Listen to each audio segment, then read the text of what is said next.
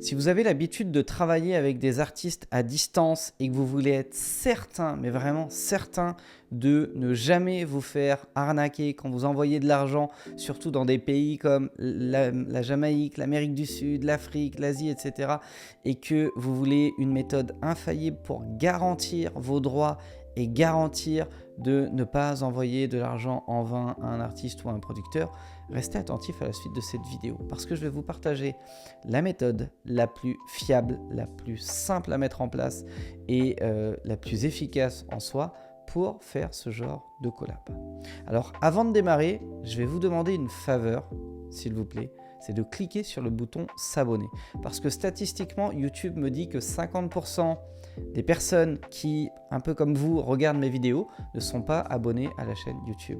Or, ça récompense mon travail, ça me motive à vous faire ce genre de vidéos qui sont, je vous le rappelle, complètement gratuites.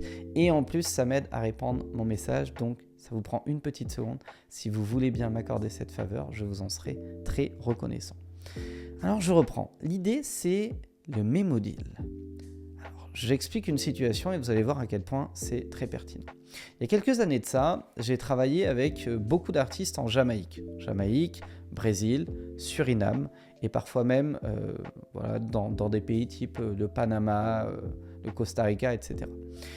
Et à chaque fois, j'avais la peur au ventre dès que j'envoyais des mandats. Alors je ne sais pas si ça se fait encore aujourd'hui, mais à l'époque, les artistes, on les réglait par mandat. T'envoyais un TransferWise ou un truc comme ça, ou un Western Union, t'envoyais un mandat en cash, et l'autre de l'autre côté récupérait des billets de banque, littéralement. Et en gros, quand tu tombais sur quelqu'un de malhonnête, il se barrait avec les billets, et t'en entendais plus parler.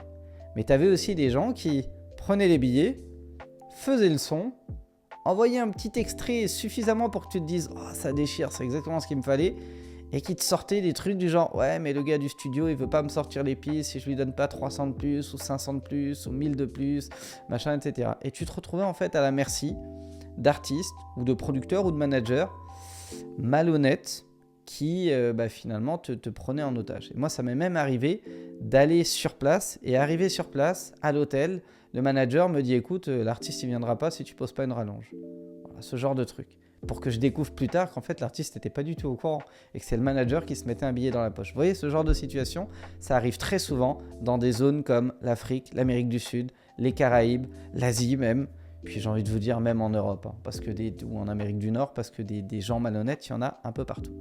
Eh bien, au départ, j'y allais avec la peur au ventre, ou alors je faisais très attention, j'étais très méfiant, machin. Et puis, j'ai commencé à utiliser les Memo Deals. Alors les Memo Deals, ça a un avantage incroyable, c'est que dans toutes les juridictions du monde, ça a la même valeur que si vous aviez un contrat.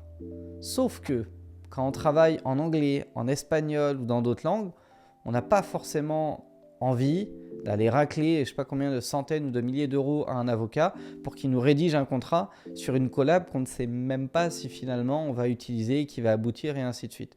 On a besoin d'aller vite. On a besoin de ne pas faire peur à l'autre en face et on a besoin de quelque chose de fiable. Eh bien, le Memo Deal, c'est un petit document qui tient sur une page, 2 grands maximum quand on a envie d'y mettre beaucoup de détails, qui est très facile à lire et à comprendre, puisque ça va dire par exemple durée, 5 ans.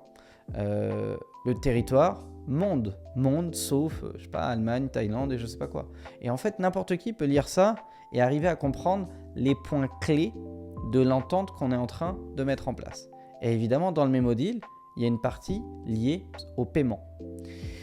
Et bien à ce moment-là, quand vous travaillez avec un artiste, je vais reprendre l'exemple jamaïcain, même si j'ai absolument rien contre les Jamaïcains, dans 9,9 cas sur 10, ça se passe très très bien et c'est même des artistes qui te donnent plus que ce pourquoi tu les payes à la base, mais c'était pour le coup l'exemple que j'ai vécu. Eh bien, avant de travailler avec un artiste, je vais lui envoyer un Memo Deal qui va définir tous les points clés importants de la collaboration qu'on met en place. C'est-à-dire le titre, le nombre de morceaux, la date à laquelle il doit me livrer les pistes, le format des pistes, ce qu'il doit faire sur le morceau. Donc il y a comme une liste de points clés. Le territoire d'exploitation, le fait qu'il soit libre d'engagement sur la partie éditoriale, production et ainsi de suite dans tous les pays du monde qui sont concernés par le Memo Deal, la clé de répartition au niveau des droits d'auteur, etc., etc. En fait, je vais lister ça dans des cases. Donc, je vous expliquerai après de quelle manière faire un Memo Deal très simplement, même si vous n'y connaissez absolument rien. Et le montant. Eh bien, ce qui va se passer, c'est que dans le montant, je vais définir contractuellement le montant, bien évidemment, mais aussi les conditions de règlement. Et je vais préciser qu'il y a des conditions de règlement qui sont, par exemple, un montant à la commande et un montant à la livraison. Je vais lui faire signer ce Memo Deal-là.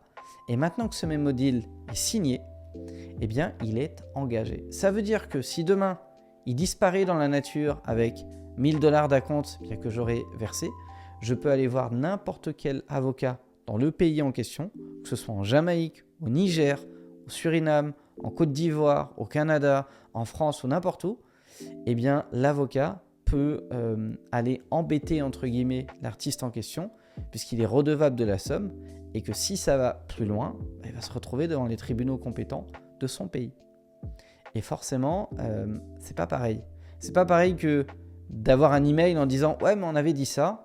C'est pas pareil que d'avoir juste envoyé l'argent et que ça disparaît dans la nature et ainsi de suite. Encore une fois, le Memo Deal a cette force juridique-là d'être reconnu au même niveau qu'un contrat. Il y a plein de cas de jurisprudence, notamment en France et dans plein d'autres pays du monde, qui ont donné raison aux détenteurs de Memo Deal dans plein de cas, que ce soit en distribution, en enregistrement, en production, en coprod, en coédition, en booking, etc., etc.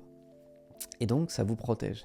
Et l'avantage, c'est que moi, au départ, quand j'envoyais ces Memo Deals, que je voyais qu'ils les signaient rapidement, juste après, je leur envoyais des textes de loi de leur pays. Ce qui est encore plus facile aujourd'hui avec ChatGPT, avec Internet, c'est d'envoyer un extrait du Copyright Act aux États-Unis, qui s'applique aussi en Jamaïque. C'est d'envoyer un extrait de tel article de loi, de tel truc, de tel machin, ou même un cas de jurisprudence. Dire, regarde.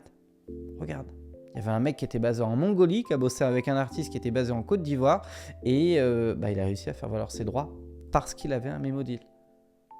Donc je compte sur toi pour être sérieux et aller au bout de tes engagements, parce que voilà ce qui va se passer. C'est sous-jacent, évidemment. Et puis on rassure toujours. Je sais que tu es quelqu'un de bien, on va pas aller jusque-là, machin, mais si on doit y aller, on ira. Et bien à partir de là, je n'ai jamais plus eu un seul défaut de livraison de titres, de paiement, de trucs, de machin, etc. J'ai eu d'autres problèmes, c'est-à-dire des artistes qui m'envoyaient des pistes saturées, des choses comme ça, où il faut un peu se prendre la tête avec l'ingé son, mais plus jamais je n'ai eu de problème d'argent qui disparaît, d'artistes qui m'imposent des rallonges, ou d'artistes qui disparaissent dans la nature, et ainsi de suite. Alors de quelle manière faire un Memo Deal ? Eh bien, il y a une méthode très simple, c'est MusiSecure. www.musisecure.fr.